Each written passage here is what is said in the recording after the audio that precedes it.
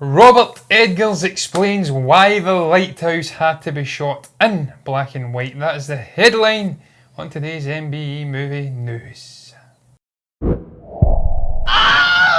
That's right, John. Robert Eggers, the director, has come out and said the reason that he has filmed this movie in black and white. A few quotes actually, which I'll read, John. The first one I struggled with the first time I read it. The way it's been worded, it says the blacks sort of bottom out suddenly in a way that's very satisfying, as a nice micro contrast and a toothy grain. Yes. And it is kind of flat and primitive, but in a way that helps the crusty, dusty, rusty, musty atmosphere of the movie and communicates the bleakness and austerity of the lifestyle and the island much better than if we'd shot digital with colour, which makes sense, of course. Yes. Struggled with that one. He's got another quote here. It says, the interior of the Keeper's Lodge was kind of nice looking. If you cleaned it up a bit, you'd want to live there. It could be a double RL photo shoot location. Didn't know what that meant. You actually helped me out with that, John. Yes. And his olive oil skin jacket, you can probably buy something like that at Filson. Don't know what that is. Probably a US shop or something like that. Probably a thrift store. So having it hipsters. In black and white communicates the misery of the world. Now, totally get this, John, because we've seen films time and time again that have been shot in black and white when there was no need to shoot it in black and white because of technology. But the reason for it is obviously to set a mood, to set a tone.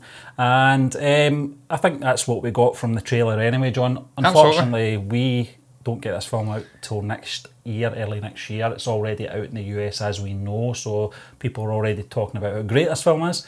And once again, we are in the dark ages here talking about Police Academy 7. Yes. What's your take on this anyway, John? Because it's a very interesting article, first and foremost. He doesn't really have to go out his road to explain why it's shot in black and white. We've accepted the reason for that because of the trailer. Yeah. It set the tone of the film. Two things that I did notice from the trailer was obviously that it was shot in black and white, and obviously the sounds as well, which I picked up on. I thought they were very interesting, the way that sort of pinpointed the sounds in the background. They were very clear and crisp, adding to the tone of the trailer as well, and I'm expecting much more from the film itself. Yes, the soundscape was superb, Stephen, to be quite frank. I actually didn't pick up on it immediately, but after you'd obviously highlighted it, I went back and watched the trailer quite a few more times, just to see William Dafoe having a nervous breakdown, essentially. In the middle of the trailer, repeating what again and again. What? Him and Robert Pattinson. What? And then screaming. I picked up on that soundscape. It was marvellous. The visuals, I find this stuff absolutely fascinating, Stephen. I've said it time and again. Being a big Star Wars fan, you go back and watch how they do it, how they break it down, the visual effects, the colour palette, if you like, in a movie. It's all magnificent. These very talented group of people come together, making a collective decision on technical aspects of the movie, soundscape, visually. And this guy he's a marvellous director, Robert Edgars. I watched The Witch, I thought it was fantastic. It was a great horror movie. He really understands the genre. It just seems to be that the really good directors up and coming seem to cut their teeth in the horror genre. And this guy's already made a marvellous horror movie, also Anya Taylor-Joy. I can't recall who else is in it. I think it's Ralph Ineson, who was in The Office, played that annoying arsewipe in The Office. Yeah, the Yorkshireman. He was in it and he was very good. But just the way he utilised things in that movie as well, Chris Finch, Chris Finch. He utilised the forest setting that was very claustrophobic and they were cut off from the outer world. Yeah. He used that and almost became a character. And I get the sense that's what this movie will be like as well. This Lighthouse setting and the black and white visuals will almost become a character in themselves, and they will really help push this story. In terms of the actual visuals, Stephen, they're wonderful. We spoke about them. You actually made a joke where you says it looked like one of those old Guinness adverts, and it really does, to be fair. It was deliberately aged. Yeah, John. It's a very cool thing to do. Eggers, I think, as well, wants the audience to experience what these two guys are experiencing as well. I said this as well. Somebody actually picked up on it, which I was very grateful for, because I thought I was going mad. An episode of Millennium where this villain, this one of these people that kept men kidnapped and played this this tune over and over again, torture. And it was really exactly, John, it really was very claustrophobic and left you feeling very queasy at the very end of the show. I think you're going to get that kind of experience, not exactly, but I think you're going to get that sort of claustrophobia sort of, you know, Things by feeling 100, very yeah. uneasy about the whole film. But that's part of the beauty of it as well. I think we talked about previous films as well that have been shot in black and white for various reasons. John, Yeah, there's a whole host. Schindler's List. Raging Bull. Yeah. Sin City. Even The Innocents. Pleasantville to an extent as well. We watched the Corridor crew on YouTube who like to break these things down. They like to work out the technicalities of how things are shot as well, just like you were saying, John. Very interested in that and how Pleasantville was colourised and stuff like that. The other film that kind of stands out in my mind is Young Frankenstein. Although it was a comedy, it obviously had to have a horror element to it. Mel Brooks understood that because I think if it was in colour, it might have taken that sort of edge away from it. Although it was a very funny film, John, the backdrop of that was obviously horror based. And that was probably harkening back to the sort of Peter Boris Cushing eras. Karloff, Those classic black and white Frankenstein, Yeah. Dracula days. So I get this. Yeah, the guy just knew he knew. I'm speaking to him about him. Though he's in past tense, he's still with us. Yeah. But he just knows his movies, much like Tarantino. So he would have been acutely aware of what had came before and how that would blend in with what he was trying to do on the screen. And it's the same here with Robert Eggers. Stephen, look, as I said before, without repeating myself endlessly, I've seen the likes of, I can't even recall who it was who did the cinematography on, oh God, what the hell was that movie called? It's completely left my head. The one with Chris Pine and Ben Foster. It doesn't matter, it was the Western, the one, modern Western, neo-Western. Yeah, I know. Yeah, well, they spoke about the colour palette and that and how it was muted and earthy and how that impacted on the story. We were also speaking about Jojo Rabbit very recently, how they utilised bright, vibrant colours to really show that this is from the perspective of a young child. He has a different view in the world, it's more upbeat and airy. And it's just, the way you choose certain colour palettes, the way you choose to film a movie really does have a big impact on the audience. As you mentioned about also Mel Brooks and Dr. Frankenstein, I actually watched The Hauptmann, or The Hauptmann, I can't speak German clearly, the captain from I think about a year back. And that was deliberately shot in black and white, and it can have a dehumanising effect as well. Yeah. Obviously, create some sort of a barrier between the viewers and the actual characters on the screen, and that can be a deliberate choice as well. With these guys, very strange situation. They're stuck in Nova Scotia, out in the middle of nowhere. Create that barrier, and then you're almost interloping in and watching from afar. I think you hit the nail on the head there, John. I think that's what Spielberg was going for in Schindler's List as well. I think because of the sort of sensitivity of that issue as well, and you know, obviously what was happening on screen, I think that barrier was put there deliberately by the director to take the audience a bit back out of the situation, because it was obviously a sensitive issue. But you're right, and I think that's what the director's doing here as well. I think it adds to it, if anything, you know, when you look at all the sort of visual effects and all these pro tools that filmmakers have got at their fingertips now. It's very refreshing to see that you don't need them all the time, you know, especially if it's got a good story. And obviously you get two fine performers, you know, playing these characters. There's going to be a lot of dialogue, obviously. And as I said, the soundscape is another character as well, John. I think that just added to the interest of the film for me anyway. Yeah, Stephen, look, final thing I'll add, I can't wait. It's the 31st of January next year we have to wait to, sadly. Much like Jojo Rabbit, not quite as long for Jojo, but it's just a shame we have to wait a little bit longer than the States. But look, I will be first in the queue to see that movie when it comes out over here. Big fan of Robert Eggers, big fan of William Dafoe, and now, increasingly, Robert Pattinson. Well, this is the thing, John. You bring them all together, it's magic. Exactly, and I think this is the one, you know, I've been sort of guilty of it as well in regards to Robert Pattinson, which I've seen some of his independent films away from the Twilight stuff, which I stayed away from, and there was I wouldn't say a dislike. I don't say that about a lot of actors, but I just wasn't interested. I think that's the right sort of phrase in his career at that point. I thought he was very pigeonholed. That's not his fault, and I think that's why he did a lot of independent films. He had to sort of take a step back away from franchises to come back in. This is the film I'm looking forward to seeing, because although it's not going to be playing Bruce Wayne, it's going to give me an idea of what he can do. What he can do, exactly. So of that setting. Yes, exactly. Look, Stephen, Leonardo DiCaprio in the late 90s, mid to late 90s, wasn't much of a fan of him. You can change your opinion on an actor as they develop and blossom, if you'd like. But look, not got much more to add to it. Cannot wait to see it. Hell of a High What was that movie, incidentally? Ben Foster. Yeah, and that's Chris right. Pine. God damn you, Bray. You or Kevin did a review on that. I'm Yeah, it was sure. me. Incredibly. Yeah. But we'll move on to our next article, John. This is just a little article. I'm not going to say who it's coming in from. It's Netflix fans claim horror movie Within is so terrifying they are themselves. Yes. And sleeping with all the lights on. Now, if you're going to be doing that kind of stuff in bed, you probably don't want the lights on because you don't want to see all that mess, do you? But this film, John, it's from 2016. It's very interesting to see something like this coming out a couple of days ago now from this outsource, this platform. I don't want to mention who they are. Yes, but it's on Netflix and it seems to be getting a bit of buzz amongst the sort of subscribers there for this paranormal film. John, I know that you've seen the film. I recognise the sort of, I don't know if he's the male lead in it, but he certainly was the father, the husband, in 1 Hour Photo, and a bit of a scoundrel in that as well. Yeah, he wasn't so much of a scoundrel in this one, Stephen, sadly. He was just a slightly annoying, upstanding member of society, holding back his young teenage daughter, grounding her for some reason. I think she was out drinking late or something. Sounds like Uncle Owen. Uncle Owen, Christ, exactly. She bust out of the house and then he grounds her. They move to this new house in a new place. There's a bit of a mucky, dark history going on with the house. And then a whole series of strange events start to take place. Initially, it's perhaps explained off as being paranormal. We discover that the original residents were killed.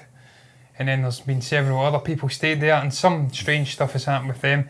And then it just slowly fleshes out, if you like. Now, in terms of this actual story, people are shitting themselves, essentially. I mean, you can whatever. I think that's a bit over the top. It's hyperbolic, and there's no way the movie is that scary. Not a chance, man. I watched it because I was intrigued. I seen the headline. I'm like, is this finally going to be the movie that scares me in my adulthood? But no, it didn't.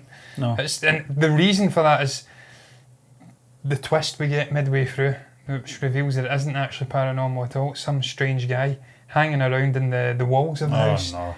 And this guy's got agoraphobia.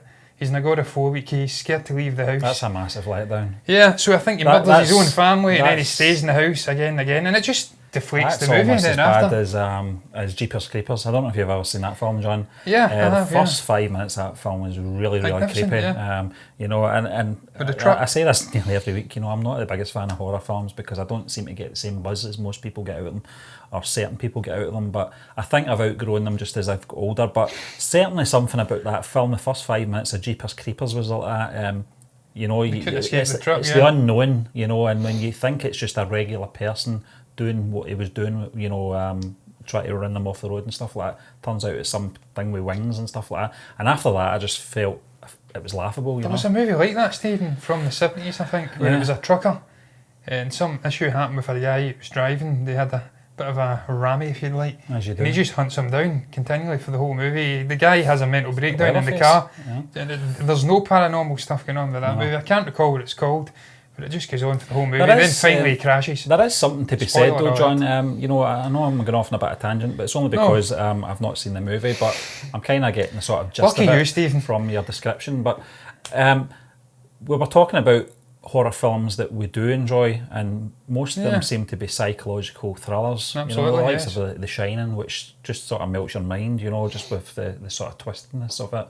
And there's other ones out there as well, but when it comes to sort of jump scares and stuff like that, I'm not saying this film is, I'm not sure, but it is, yeah. If it only relies on that, then I'm not really that interested in it. It's got to have some kind of psychotic twist to it, Well, I always find the human element, what our humans are capable of doing, evil things, terrifies me more than some, monster. That's just my my view on the genre. Very much like a Monster of the Week episode from the X-Files, but not as good because we don't have Fox Mulder or Dana Scully in there. But there is an element of things they try to do uniquely. I'll give the director some credit. He actually didn't know it was on Netflix, incidentally. He found out late on, I think it was late to the party, if you'd like. Phil Claydon was the director.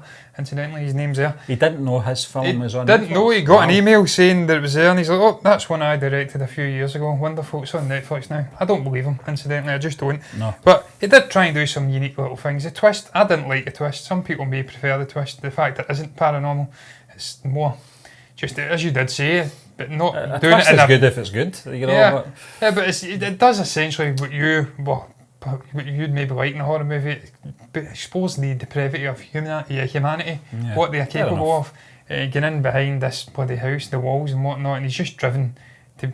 He's turned into a caveman, essentially. He's this incredibly strong guy who's whipping people up with, looks like exercise, tension, rope things, pulling them into the attic and hanging them and stuff like that, or hanging. Can't speak correctly here, clearly. But look, Stephen, I've not got much more to add because, to be frank, it was a slightly disappointing movie. These people really do have to get a grip of themselves. It wasn't scary at all. Perhaps we should go and watch another real horror movie like The Exorcist or even The Shining, and go and watch Doctor Sleep as well in the cinema, because that will hopefully be, like its forefather, The Shining, a better, more psychological horror movie. This one, not so good, but look, it's an hour and a half. It's on Netflix. It is what it is. Yeah. Horses for courses and all that jazz. But that, Stephen, I think is just going to round up the article section of the show, if you'd like. I think we will now move on to the blog rundown section of the show. What have we got coming in first, Stephen? We have got a movie review, John, from Peter Plummer's In the Shadow of the Moon from 2019. Yes. This film was directed by Jim Mickle and stars the likes of Boyd Holbrook, Cleopatra Coleman and Bokeem Woodbine. Yeah, Stephen, Boyd Holbrook. I remember that chap very well. I know who he is, first and foremost, because I actually have seen the movie, but I do recall, I think he was in The Predator. I've not looked. I may be wrong. I know he was in The Predator. He led the Predator movie. He was also in Narcos, incidentally, and Logan. He's a decent little actor, and obviously Peter does say that he is one of the surprisingly good things about this movie. I think Peter shares many of my sentiments about this movie, and it is a semi-decent little time travel movie with some mystery elements in there and some detective things too. It starts off very well. It's very high-paced. There's also a series of strange deaths happen, and then we see this young lady who's responsible for it, kind of a jumping in front of a train. She's seemingly killed, and then it jumps to 8 years in the future, and then the little things started getting revealed. I don't want to give away the whole story here, spoiler-wise, but obviously we start seeing things happening. He has to go investigate it. It takes place over 2 different time periods. Yeah.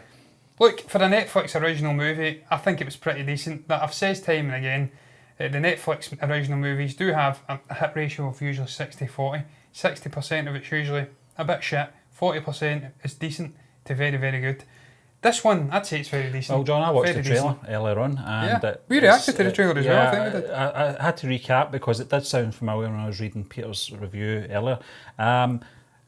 The time travel thing, we don't get bogged down in that, which I'm quite relieved about, because you can be there all day. Peter does say it's something that, you know, it's just theories anyway, so don't take it too seriously. And I've did that in the past with time travel movies. The last one I think I did the review on was the Paradox film, which was god awful. I thought about it too much, but then again, it was not just contradicting time; it was contradicting space as well.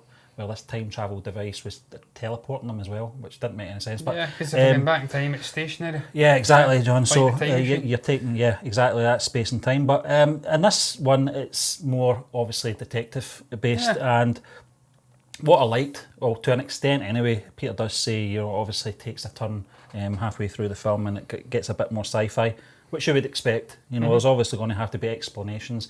And from what I recall from the trailer, John, when we initially watched it, I liked the way it was presented. It looked a good production for a Netflix film as well. And I don't mean to sound condescending in that, no, not at all. because there is some great, you know, independent films out there that Netflix streams. So this is certainly one.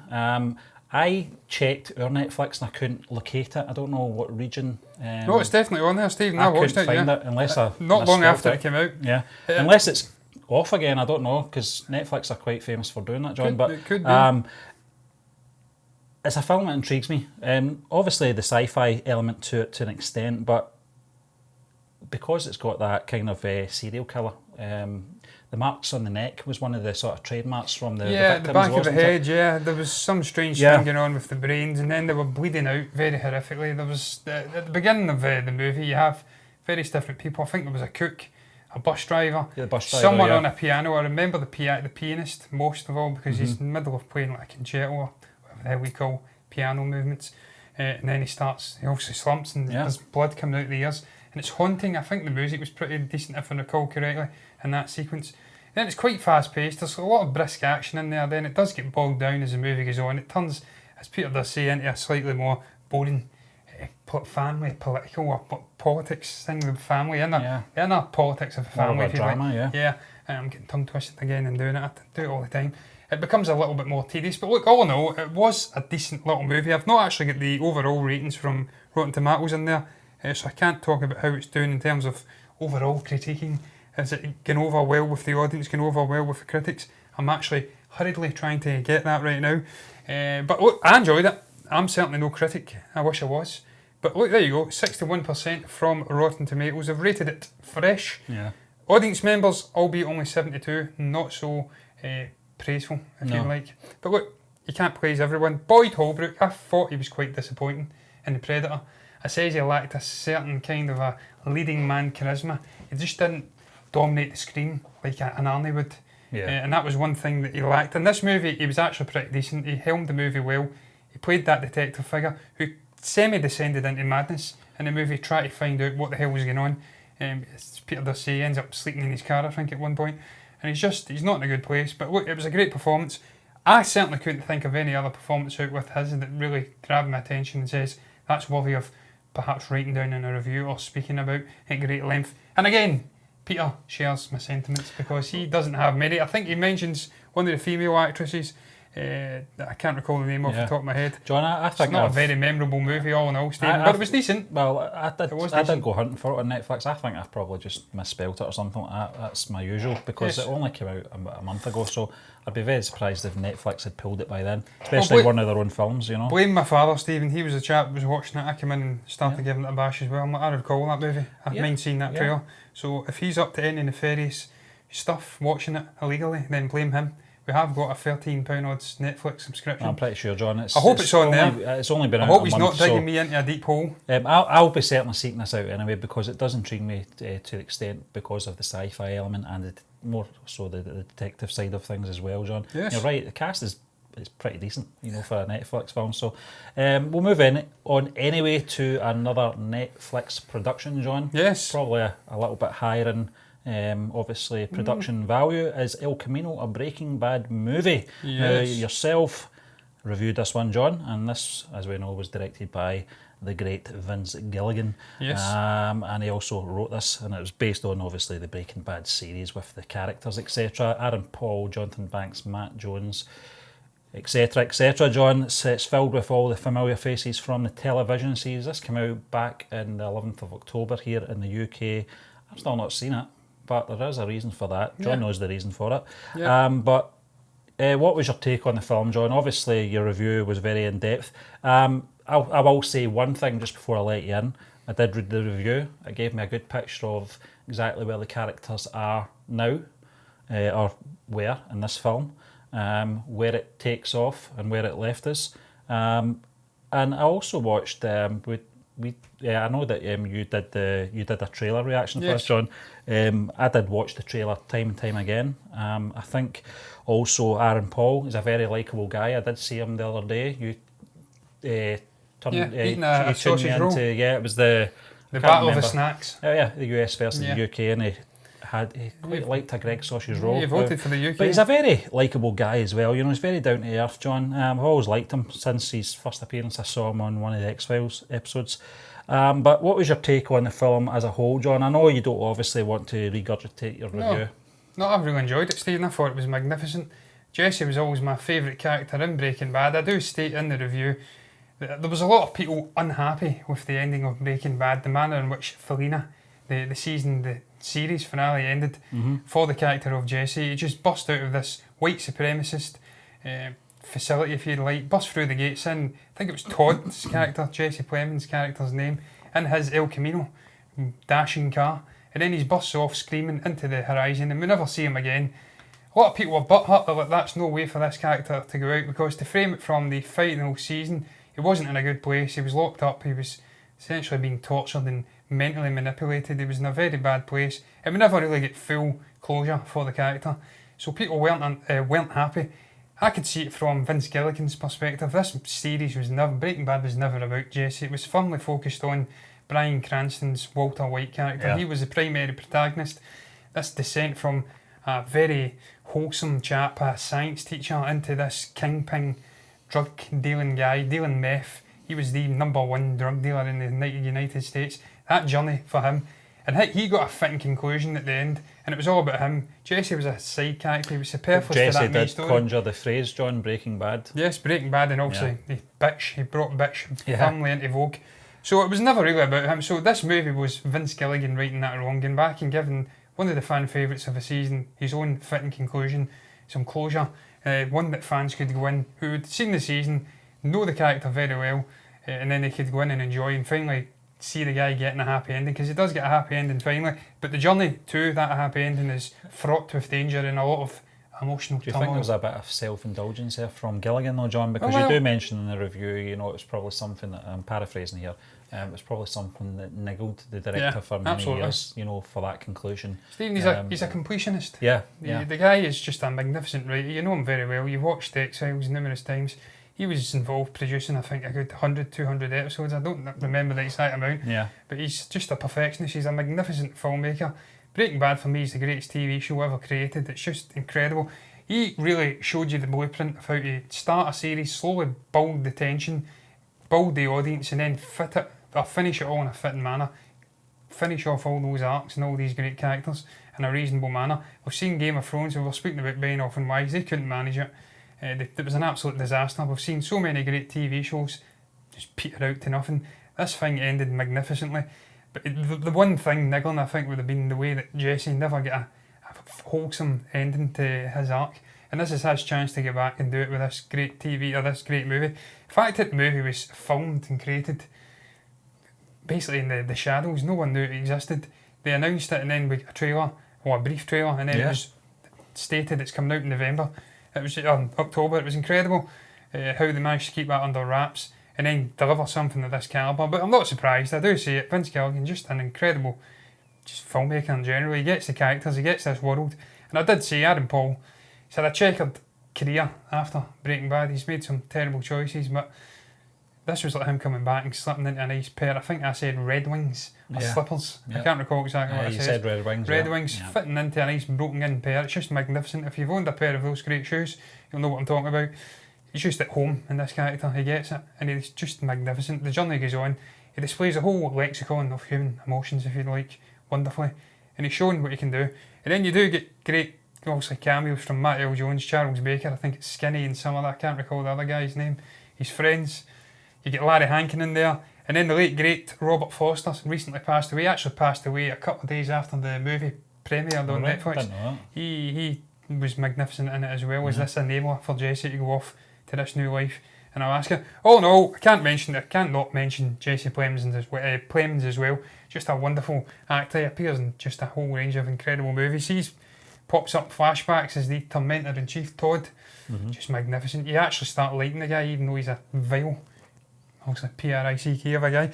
But just as the guy's charisma and his acting, you just start, the little scenes, they get humour, and they just get black humour to the absolute rim in it. So I really loved it. I don't want to talk endlessly. No. Big fan of Breaking Bad, big fan of Aaron Paul and Jesse Plemons, and Bryan Cranston comes back as well. Listen, John, obviously. Briefly, and people weren't happy. Yeah, I was going to say, John, that was kind of mixed feelings on that one, but it goes again to show what Netflix can do, what their purpose can serve. Do you think a studio would have took this on? Not a chance in hell. So I think it's again, it's praise for Netflix because absolutely. The actual television series streamed on that for many years as well, John. Every episode, so it made sense, that it would appear on there, and obviously their involvement in the production of it was second to none. But I will catch it at some point. But we'll move on to our final movie review, coming in from Peter Plumers. This is Crawl from 2019, John. Yes. It's directed by Alexandra Aja and stars Kaya Scodelario, Barry Pepper and Morfydd Clark. Yes, Stephen, I've seen this one as well. I do recall it was the one about the crocs in Florida during a hurricane. Yes. And I really enjoyed the movie. I think a lot of people really enjoyed this movie. Yeah. There was a sense of trepidation from the critiques, or the critics, if you like. I don't know why I say critiques. Going in because I think the studio held back the embargo till the day before the movie released. Wow. And that usually means it's shite and they're terrified of bad reviews getting out. Turns out they were wrong because it was actually a decent little movie. Peter, I think in the main, really enjoyed it as well. Yes. He does say there's some moments of why the hell, how stupid can you be? And he's right, every beastly horror movie has that element to it. It's just like, what are you doing? Why are you getting out into the middle of the water when these big crocodiles are swimming about? There's some corny lines as well. You're not my coach anymore, Dad. The top predator crap doesn't help. No. There was some other thing. I think she was going to retrieve something, and he says something about keep kicking or something. Yeah. You'll beat the croc. And even Peter says that. There's no way a human being, Speedo's cap, whatever the hell they've got on, would ever beat an alligator or a crocodile in open water. No chance. But it was actually decent, Steve. John, it was decent. It was decent. Peter does mention, Lake Placid in there as well. I think it's better than that, actually. That was a not bad film. But it's not got the ridiculousness of like a film like Sharknado or anything like that. Or The Meg. Because obviously, the Meg as well, John. But which I also enjoyed. When you read the film's description about obviously a hurricane and then killer alligators or crocodiles, it does sound like it's going down that road, to be fair. This film reminded me of a Monster of the Week episode of the X-Files. It had that kind of element to it, taken away from the sort of the sort of overarch of the X-Files. You get these episodes that would put you in a situation. Yeah. That's the thing I found about this film as well. The location it was set in was claustrophobic. I don't know if that's the right word or not. It was certainly contained. The other film it did remind me of, strangely, was Hard Rain, the Christian Slater film, Morgan Freeman. Just that sort of being stuck, with obviously the elements as well. Put me in mind of Equalizer 2 as well at the end with the hurricane and this little secluded, closed off part of the city. Yeah, certainly, John. CG, what was your thoughts on that? Because I thought it was really good. Yeah. I've got to be honest with you, it didn't take me out of the picture. Some elements of it, it's obvious it's CG, but when you're watching it, you don't think that's CG. No. It actually did look quite realistic. No, Peter says that as well, Stephen. They utilise the crocodiles very, very well. They've got a menace to them. They're not, they are in the movie. I was about to say they were used sparingly, but they weren't. They were in a lot of the movie, but they were used just enough. They didn't hit you over the head with it like some of those terrible Sharknado. What was it, Deep Blue Sea? Deep Blue Sea, Samuel. Yeah. He's doing that big stirring speech, then he gets pulled into the water. Terrible. Yeah. They used them just the right amount of times, and they were menacing enough. But the one thing I would say, and CG was fantastic on them from the absolute main. Yep. Peter mentions that bathroom scene. That was absolutely magnificent in the way it was filmed, incidentally. But I do agree with what he says as well. They were slightly neutered when it came to the two primary actors in the movie. Yeah. They were thrashing them around, and they just seemed to shrug it off. And there was one earlier in the movie, one was scarred or something. And you always had the impression this one was going to come back. Yeah, come back with vengeance. But that was one thing they did well, Stephen, in the movie. Alexander Aya, I think his name is. The way they utilised it, these were just crocodiles. They weren't super smart crocodiles with a vengeance working story on or instinct, something. basically. Yeah, they were working on instinct. They're wild animals that have been put into this situation because of this hurricane flooding inland. And they're just doing what any crocodile would do. They're just raking the hell, if I can use that word, out of anything in their sight with their teeth. Yeah, John, they'll be very stressed as well. Yeah, they'll be very stressed. And as he does say, I think one lays eggs or something, so they've got a reason to be very territorial around this crawl space. Yeah. Look, they utilise the crawl space well. It's a classic trick of horror movies. You take a small, stuffy, sort of a claustrophobic setting that's low budget, it keeps the cost down, and then gives you access to more CG budget if you'd like to make these crocodiles as lifelike as possible. And that was another intelligent way. We've seen that done with Hush, I think, Lights Out, where you keep it contained into a small environment, and it really helps to amp up that claustrophobic nature of the movie. It builds the scares and the tension, but it's also keeping the budget down. And this, I think, had a very small budget, $13.5 million, and it just brought in a ridiculous amount of money. I really enjoyed it. Not one standout performance in there, I can't say there was. Maybe the girl, Kaya Scodelario, I think her name is, she was decent. Say but better than me, John. It's not really, Barry Pepper rings a bell. That guy's face is looking at me and I just know his face. He's been in Titanic. That's what I know in so many other movies. Saving Private Ryan is probably his most notable performance. He's got one of those faces. I didn't know his name, but I know his face. But there wasn't one standout performer. There was just two. It was the father and the daughter. And then, as Peter does say, we have these side characters coming in, but they're just life, a little bait for the crocodiles, if you like. But all in all, not the worst monster horror movie I've ever seen. Utilised, and that was another thing, they really used the elements. It's probably one of the most impressively captured hurricanes in a movie that I've seen for a number of years. The cinematography was brilliant. It was very, very good. Standout of the movie. All in all, though, really enjoyed the review. He's bang on what he says. Some patchy bits in there, but decent enough little watch in the main, and it will give you nightmares when you go to Florida if you'd like, if you're lucky enough to go. If those bacteria, flesh-eating bacteria in the water aren't enough to terrify you, then those crocodiles, good lord, they will. But look, Stephen, unless you've got anything else to add, that is going to round up the blog rundown section of today's show, and indeed, movie news for today. What did you guys make about the topic, or topics we spoke about? If you've got anything to say about them, comment below and let us know what your thoughts were. Like the video if you've enjoyed it, subscribe to the channel if you're enjoying the content, and me and Stephen will be back tomorrow with the Force Friday show.